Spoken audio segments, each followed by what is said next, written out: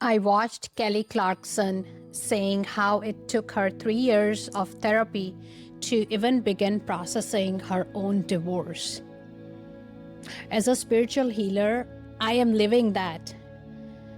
My husband has left me all of a sudden and marriage ended within a blink of an eye. And I can tell what nobody is talking or even thinking. I saw hidden wounds that no one is naming or even thinking. It's not even coming to their conscious level.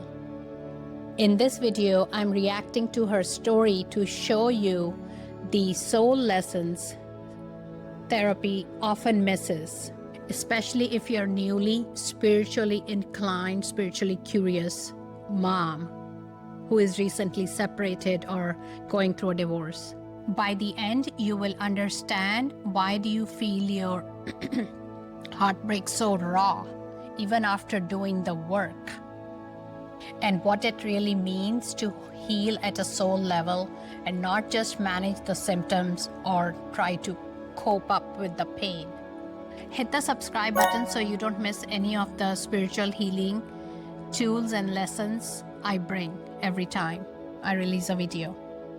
I went from being shattered, husband suddenly walked out of the house. I was broken, I was desperate. It was traumatizing, it was painful. I tried therapy, podcasts, books, joined groups, but nothing helped until I tried soul level healing. Within about 4 to 5 months, everything started shifting and I healed. Everything changed for the betterment when I started doing the soul level spiritual work. Everything began for the good. I now live with a deep sense of peace, inner confidence, and a purpose, even though in practical life things are still unfolding. But I'm so grounded, so happy, so calm, so peaceful, and so aligned with my purpose.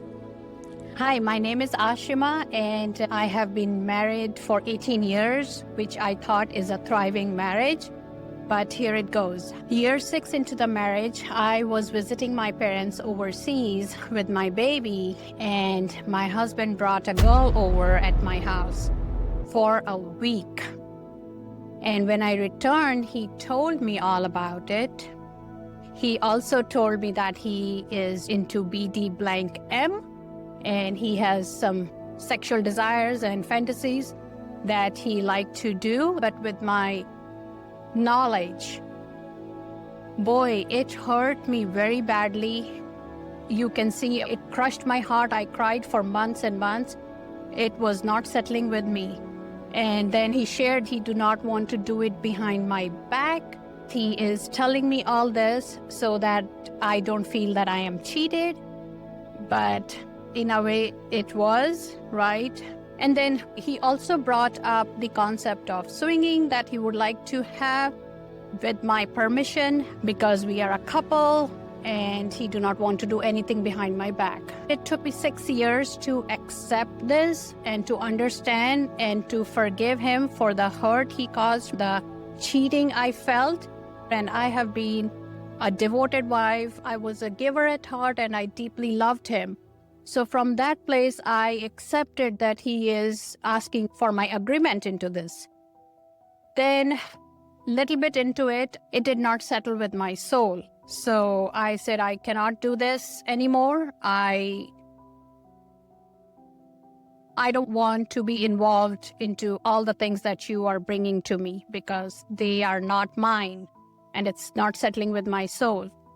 So he said, okay, but then I would like to continue the BD blank M, and I'm a giver, so I'm going to accept just because I gave him a big benefit of doubt that he's not doing it behind my back.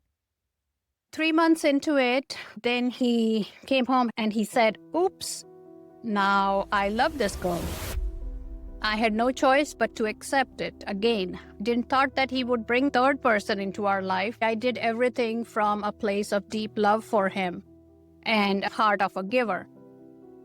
3 years into his dating with this woman, one day we were having an argument and it was my birthday. It was my 44th birthday. We were having an argument and he slapped me and pushed me away. And then he called 911 on himself. Of course, he got arrested because I had the marks on my body. And when they were arresting him, taking him away, I started getting very nervous. I told the officer that, please release him. I love him. I want him back. He's a nice guy. And the officer says, this statement of yours will help him greatly with his case. And I said, yes, I do not want to press any charges. Please relieve him. He's up. Then next day, I was interviewed by the officers multiple times, asking my statement and seeing if I wanted to press charges against the domestic violence. And I was saying the same thing. I love him very much. I want him back. He's a nice person. So that day, late night, he came back home. I did not know. I was sleeping upstairs in my bedroom. He slept downstairs the entire week. He did not talk to me. And that Saturday morning, I was getting ready in my bedroom. He came upstairs and he started packing his suitcase. I had no clue. And I asked him, why are you packing? Where are you going? What's your plan? Then he drops the bomb that he do not want to live with me anymore. And bam, within an hour, he packed his suitcase and he left. So you can see how devastatingly it hurt me. It traumatized me. I felt betrayed. I felt cheated. Because I gave him so much, I accepted of him so much, and this is how it had to end. This is how he had to respect my feelings, my genuine deep love for him. So I was devastatedly hurt very badly. I was traumatized, and then I self-healed spiritually within 4 months, and I rebuilt my life from soul up. How I turned that as a blessing for me, I show you exactly how you can do the same. So stick around. This video will help you see through Kelly's story and mine that why the pain feels so intense, even after doing the work through therapy. How spiritual healing can finally touch the parts your soul has been longing for. Parts that feel untouched. It's the root, my friends. It's the foundation of our existence, and that never gets touched through therapy. Step 1. When therapy helps, but soul is still hurting. A clip from Kelly's conversation, Kelly's interview, that how long it took her in the therapy to even process the emotional trauma of her divorce. I deeply respect that because therapy gives you a safe space to talk and understand, which is great. But when I listened as a spiritual healer, I recognized that how long she has been carrying the emotional pain with her. I also heard the exhaustion of carrying the emotional pain for years without a clear spiritual roadmap to transmute it. Therapy can support the symptoms that our emotions feel and our mind is going through at the time. The questions, the stress, the overthinking our mind feels. Therapy gives you tools to understand and relieve those symptoms. But soul asks different questions. Who am I beyond this heartbreak? What my soul is trying to teach me? Why is my worth attached with this person or with this relationship or with this marriage? Where I'm attaching my worth and why? When we start at a soul level, instead of circling around the pain, we start to transmute it. Have you ever felt like you're doing all the right things through healing, through therapy, and yet feel broken inside, yet feel unhappy, grieving, overthinking? Tell me in the comments below, because I've been in your shoe. Step 2, the fixer wound and the misunderstood love. In another moment, Kelly describes that she wanted to fix things because she wants to make other person feel better. She wants her relationship to get better. Why? Because that fixer quality, fixer trait is within her. And that hit me so deeply. And I'm like, that's me. Why? Because I am a giver. I like to give to the relationship. I like to give to the person whom I love deeply. I do anything for them. That was me. And I saw those parts. I saw those traits that I was also trying to do to hold the relationship, to hold this union. I loved him so deeply that I thought that if I do more, give myself more, understand him more, things will get better. He will understand me better. He will see me better. He will hear me. But the truth was, he was not willing to rise to my frequency. From a soul perspective, the fixer identity comes from old wounds, that if I do more, I will be loved more. I will be cherished more. But true love does not require any fixing. If I can fix you, I'm worthy of love. But true love doesn't require any fixing. But real love doesn't require of you to rescue someone who betrays you. Spiritual healing invites you from a fixer identity or fixer mindset into divine partnership. You do the inner work, you become the change,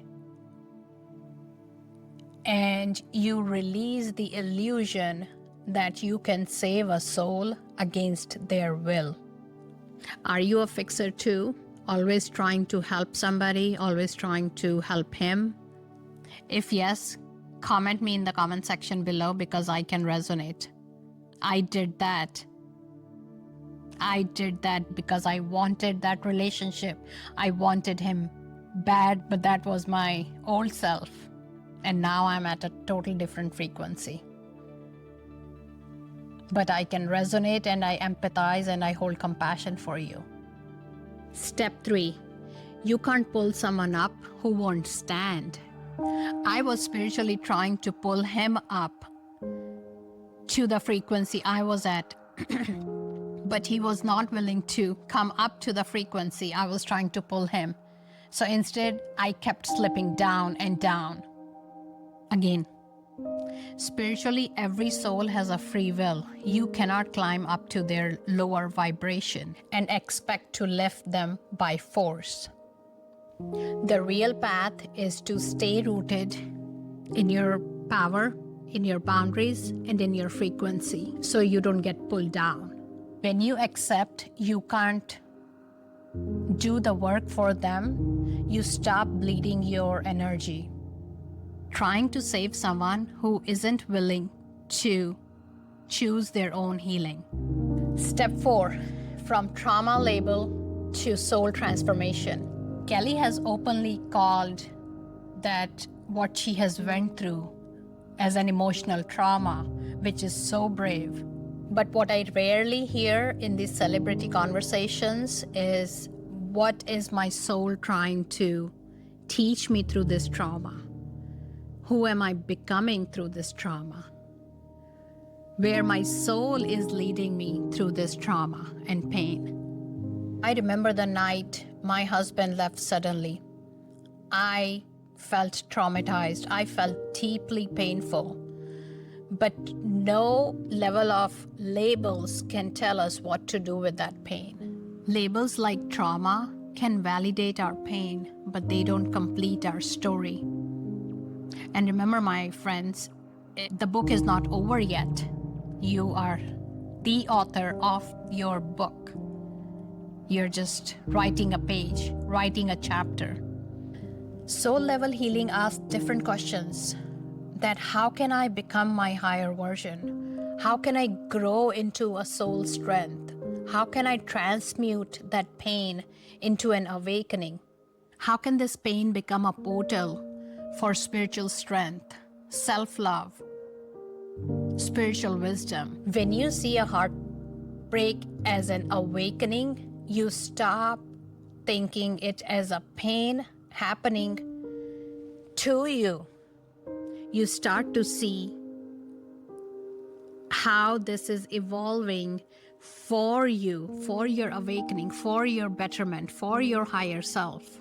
If you could feel and believe that even 1% that this pain is becoming an awakening, it's a nudge from the universe that it's happening for your betterment, a blessing in disguise. How does that feel to you? Tell me in the comment section below.